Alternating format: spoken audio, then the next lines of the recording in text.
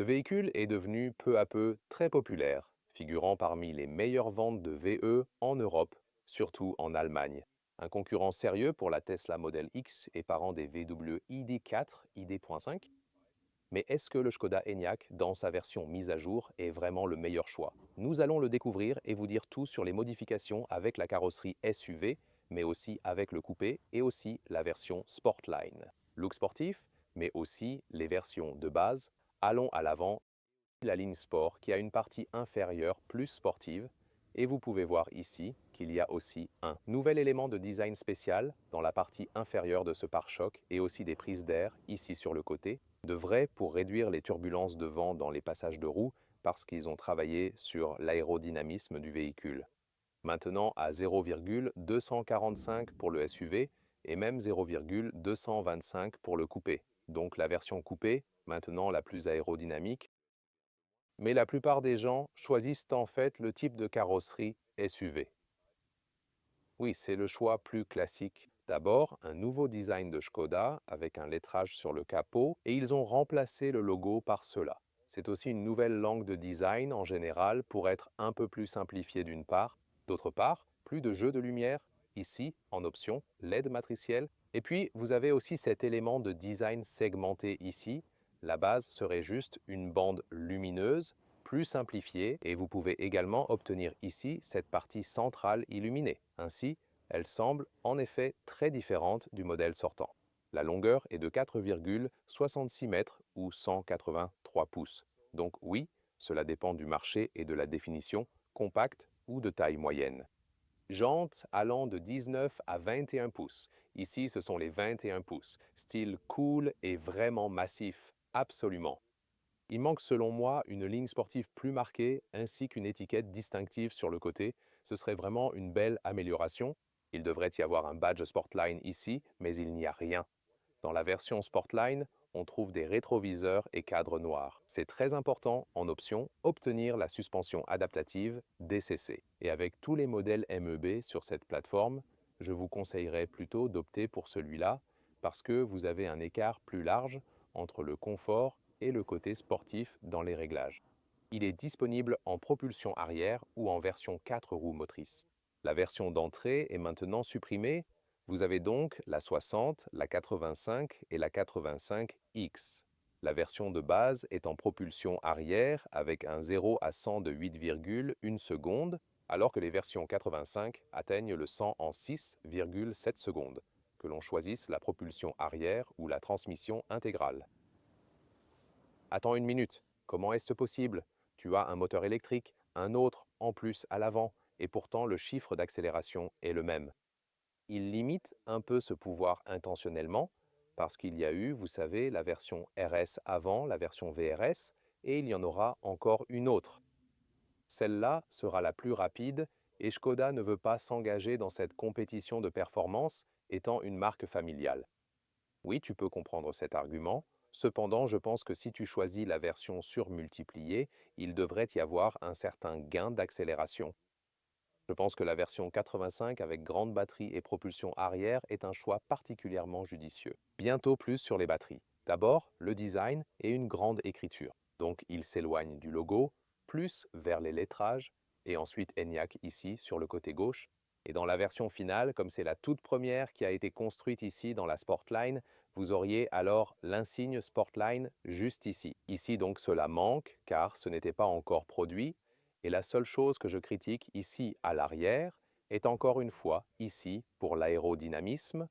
Et je pense que cela devrait aussi être une finition noire brillante pour correspondre aux cadres latéraux.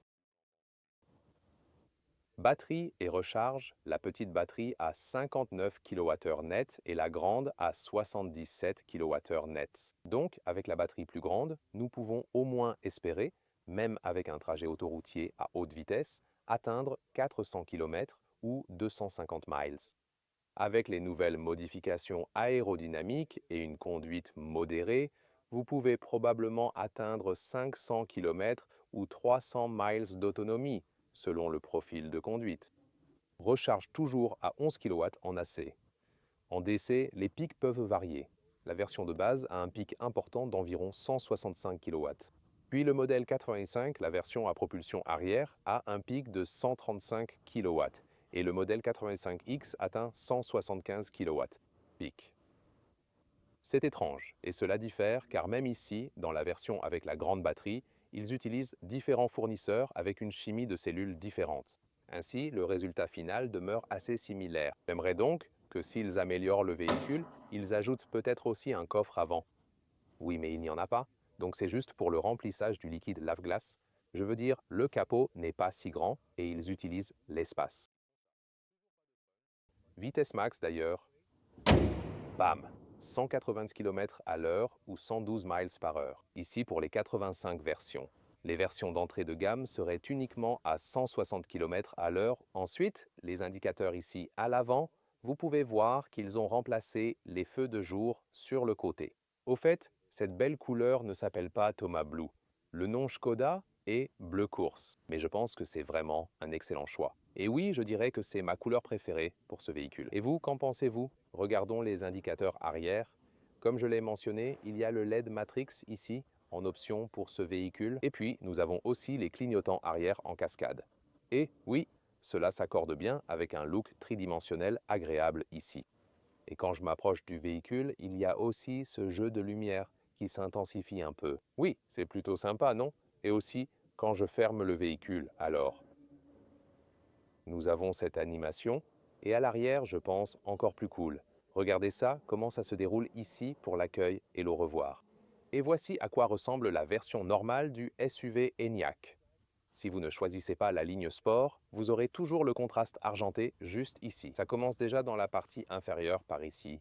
La seule chose encore optionnelle, c'est bien le Matrix LED. Ici, le passage de la signature lumineuse est surtout visible de profil avec le contraste argenté. C'est vraiment assez haut en fait, mais ça donne une très bonne sensation. Donc c'est une bonne qualité de matériaux et ils ont fait cela pour différencier le SUV de la version coupée et aussi pour différencier ici l'Enyaq du nouvel Elroq, le petit frère. Et vous pouvez aussi voir ici à l'arrière que cela continue juste là. Donc cela divise clairement l'opinion, je pense. C'est très visible, mais aussi une bonne idée de donner un peu plus, un peu plus de contraste au véhicule. Et Léa nous montrera les premiers éléments de l'intérieur. D'abord le porte-clés. Voilà, brillant ici. Bien. Ensuite, le son de fermeture de la porte. C'est sympa. Et l'arrière est encore mieux, je pense. Mais ensuite, il y a le secret à l'intérieur de la porte. Notre moment Rolls-Royce pour aujourd'hui. Voilà, c'est fait. Penses-tu que je devrais prendre la clé alors? Oui, maintenant il peut vraiment commencer à pleuvoir abondamment ici, dans ce studio. C'est parti, je crois qu'on pourra le replacer plus tard, étant donné que cela prendra encore un peu de temps. Également, ainsi que du côté du passager.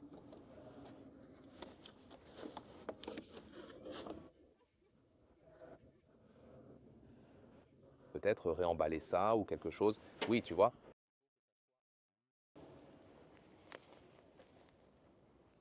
Oui. C'est vraiment beaucoup mieux comme ça. Puis, regardons ici. Oh, il y a un joli revêtement, ici feutré, à l'intérieur du revêtement des portes. C'est bien. Et sur la partie supérieure, un éclairage d'ambiance ici. Ah, voilà. Et ici, vous voyez, oui, c'est une structure aussi quelque peu douce. Donc, c'est agréable. De vrais boutons. Et lorsque vous avez DCC, vous avez aussi ce rayon supplémentaire ici. Alors, il le combine avec la suspension. L'apparence du volant est différente, sinon c'est ouvert. Le volant est ajustable en haut, bas, avant, arrière pour un confort maximal. Vue d'ensemble du cockpit. Nouveauté standard, volant chauffant et siège chauffant sont toujours inclus. Toujours proposé un écran de 13 pouces sans autre taille. Je pense que cela reste un choix vraiment judicieux. Pas de changement matériel à l'écran, mais des mises à jour logicielles. Voilà encore l'intérieur Sportline. Revêtement en simili-cuir ici, doux aussi. Tableau de bord moelleux avec une structure en haut. Les sièges Sportline sont vraiment incroyables, je dois le dire. avec des épaules élargies. Isofix ici aussi pour le siège avant, et le confort d'assise est vraiment bon. J'apprécie cela. Un autre intérieur salon est aussi disponible, non Sportline, avec le même siège, mais en style clair et lumineux. Et ici, j'ai encore assez d'espace pour la tête. Et c'est aussi un toit panoramique que vous pouvez effectivement ouvrir, ce qui est assez rare pour les véhicules électriques, il faut le dire. En effet, il y a plus de lumière ici pour notre console centrale. À l'avant, un tapis de recharge inductive est disposé à gauche, avec un système de ventilation. Les porte-gobelets ici se séparent, mais ne sont pas adaptatifs. C'est le levier de changement de vitesse ici, doux aussi pour votre coude et plus d'espace en dessous avec cette triple séparation. Et enfin, il y a aussi de l'espace disponible en bas. Encore une fois, les inscriptions sur le volant, et puis ici je contrôle le volume, par exemple c'est bien d'avoir un volant chauffant, et puis il y a, oui, des instruments numériques très petits, on ne peut pas changer grand-chose dedans, l'affichage tête haute et le système d'infodivertissement principal, oui, le contrôle de la climatisation est ici dans la partie inférieure gauche. Oh oh, maintenant, Léa devient méfiante. Désolé pour ça. Oui, on en parlera à la maison. Le chauffage des sièges est aussi en bas à gauche, mais les zones sont petites, donc pas facile à atteindre en roulant. Le curseur de volume est également ici, mais vous préféreriez le faire au volant. Dans la partie inférieure, vous avez ces boutons rigides ici. Vous pouvez passer en mode conduite et ajuster votre DCC individuellement afin de vraiment personnaliser votre expérience de conduite. Là, vous pouvez ajuster. C'est caché dans le menu, puis vous personnalisez votre suspension adaptative. Et comment peut-on rapidement définir un raccourci pour l'avertissement de limite de vitesse ici, maintenez enfoncé. Ensuite, vous pouvez sélectionner ici l'avertissement de vitesse et ensuite, c'est toujours accessible ici en haut d'un seul clic en fait. Les sièges arrière, très intéressant. Oui, la porte peut s'ouvrir plus large ici avec une belle ombre large. C'est dur mais bien structuré en haut. Le truc cool, c'est que vous avez beaucoup d'espace pour les jambes grâce à la plateforme EV, même avec un grand conducteur à l'avant, et aussi de l'espace pour la tête, étant la version SUV. Bon confort en effet, même microfibre ici. Simili-cuir à l'extérieur, avec Isofix également inclus à l'extérieur.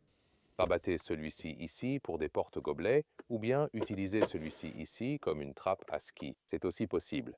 Et nous avons également quelques solutions pour la partie centrale. Tout d'abord, l'unité de climatisation et aussi le siège. Oh, quelqu'un l'avait réglé sur 30 degrés Celsius. Les sièges chauffants sont inclus dans les versions hautes. Et cette partie inférieure, vous pouvez avoir des porte-gobelets, des chargeurs USB-C, mais vous pouvez aussi retirer tout cela si cela ne vous plaît pas. Voyons le coffre. 585 litres pour le SUV, 570 litres pour le coupé. Vous perdez un peu d'espace ici, mais vous pouvez le voir plus tard. Dans cette zone, appuyez pour enlever ce couvercle. Ensuite, vous avez ces séparateurs ici. Ainsi, vous pouvez par exemple attacher un chariot dedans. C'est possible. Je veux dire, c'est une solution facile, mais pourquoi pas? Vous pouvez aussi les enlever. La largeur ici, 1 mètre ou 40 pouces. La longueur aussi, environ 1 mètre ou 40 pouces. Et la hauteur ici, bien sûr, est meilleure avec le SUV 73 cm ou 28 pouces. Ensuite, en dessous, vous avez un peu d'espace. Vous pouvez y mettre un câble de charge. C'est possible. Et puis, vous pouvez remarquer que vous avez ici quelque chose comme une petite marche, comme exemple, mais vous pourriez aussi prendre l'ensemble de cet étage inférieur et le relever ainsi, de cette manière. Vous n'avez plus cette étape. Donc, c'est une autre possibilité de faire passer quelque chose, par exemple.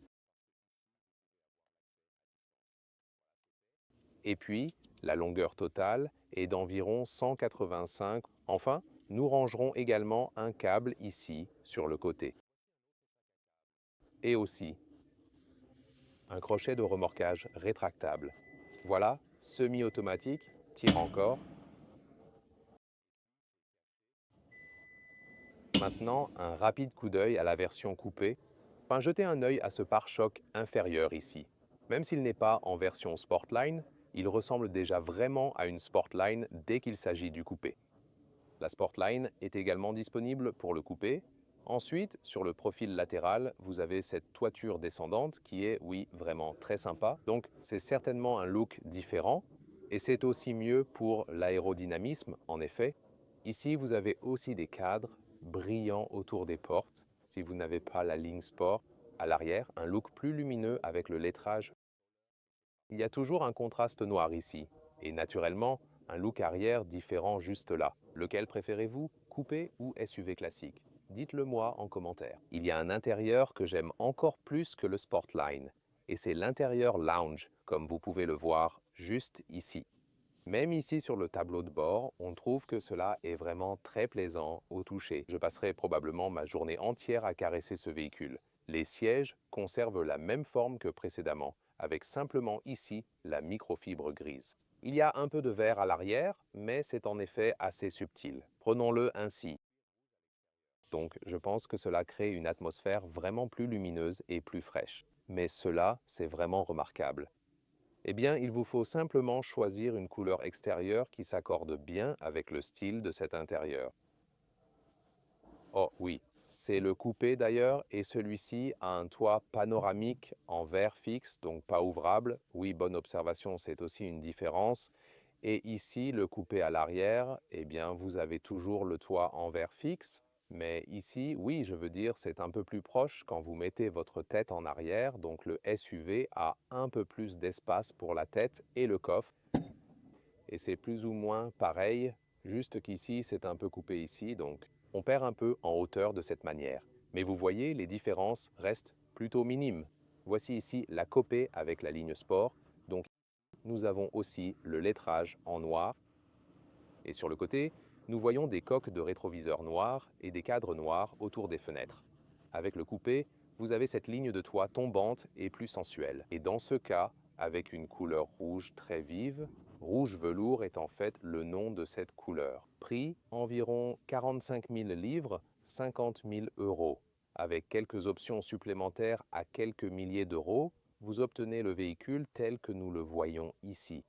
Parler de celui avec la grosse batterie, car on choisira sûrement encore la grosse batterie. Oui, la version d'entrée de gamme, très basique, a disparu maintenant, et je pense que c'est aussi bien d'une certaine manière parce qu'elle n'a pas la plus grande batterie du marché globalement en ce moment. Donc je pense que vous devriez opter pour la grande batterie aussi si vous envisagez d'acheter et de garder, mais la plupart des véhicules électriques à ce stade, bien sûr, entrent dans le schéma de leasing. Votre avis sur cette mise à jour? Vos commentaires sont bienvenus.